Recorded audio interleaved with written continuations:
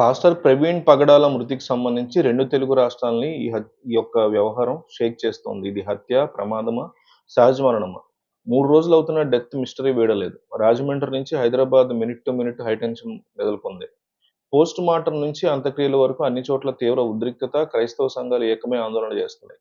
Social మీడియాలో మత విద్వేషాలు రగులుతున్నాయి. సీఎం చంద్రబాబు సమగ్ర విచారణకు ఆదేశించారు. హోంమంత్రి అనిత ఆదేశాలతో కొవ్వూరు డీఎస్పీ ఆధ్వర్యంలో ఎంక్వైరీ నడుస్తోంది. వైసీపీ అధినేత జగన్మోహన్ రెడ్డి నిష్పాక్షిక విచారణకి డిమాండ్ చేశారు. ప్రజాశాంతి పార్టీ అధినేత కేఏ పాల్ ఎంట్రీ ఇచ్చారు. ఏపీ సర్కార్ హై ప్రయారిటీ బేస్డ్‌గా ప్రవీణ్ పగడాల మృతి కేసును దర్యాప్తు చేస్తోంది.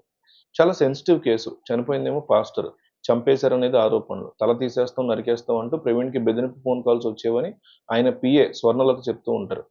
ఆ బెదిరించిన వాళ్ళే చంపేశారని క్రైస్తవ వర్గాలు అనుమానిస్తున్నాయి. మార్చి 24 రాత్రి 11:31కి కొవ్వూరు టోల్ ప్లాజాని క్రాస్ అయినట్లు సీసీ కెమెరాలో రికార్డ్ అయింది. 11:42కి petrol bunk CCTV footage Praveen bullet ఒక 5 వాహనాలు క్రాస్ చేసి వెళ్ళినట్టు తెలుస్తోంది. ఆ 5 వెహికల్స్‌ని గుర్తిస్తే వారి నుంచి ఏదైనా సమాచారం దొరకొచ్చని పోలీసులు ఆ దిశగా ప్రయత్నిస్తున్నారు. ఘటనా స్థలంలో లభించిన ఆధారాలను విజయవాడ ఫోరెన్సిక్ ల్యాబ్ టీము క్షుణ్ణంగా పరిశీలిస్తున్నారు. ఇప్పటి వరకైతే క్లూస్ రాలేదు. పోస్ట్‌మార్టం రిపోర్ట్ మార్చి 29న రావచ్చని చెప్తున్నారు. అదొస్తే గాని కనీసం ప్రవీణ్ ఎలా చనిపోయారు అనే విషయం చెప్పగలుగుతాం. ప్రవీణ్ శరీరం మీద గాయాలున్నాయని అంటున్నారు. ఆయన నడిపినటువంటి బుల్లెట్ బండి మాత్రం పెద్దగా డ్యామేజ్ కాలేదు. ప్రవీణ్ ఎలా చనిపోయారో ఎవరైనా కారుతో గుద్దేశారేమో అని అంటున్నారు. ఇన్సిడెంట్ టైమ్‌లో బుల్లెట్ పక్క నుంచి వెళ్లి రెడ్ కలర్ కార్‌ని గుర్తిస్తే క్లారిటీ రావచ్చు.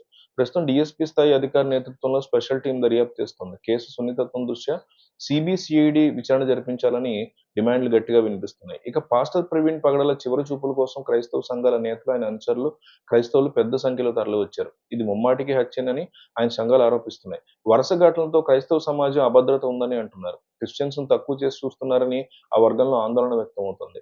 పాస్టర్ ప్రవీణ్ మరణం వారిని మరింతగా కలచివేస్తోంది. ఘటన మీద సమగ్ర విచారణ జరగాలని, మరణానికి కారణం తేల్చాలని వారు కోరుతున్నారు. తమ పాస్టర్ లేరనే విషయం తెలిసి కన్నీళ్లు పెడుతున్నారు.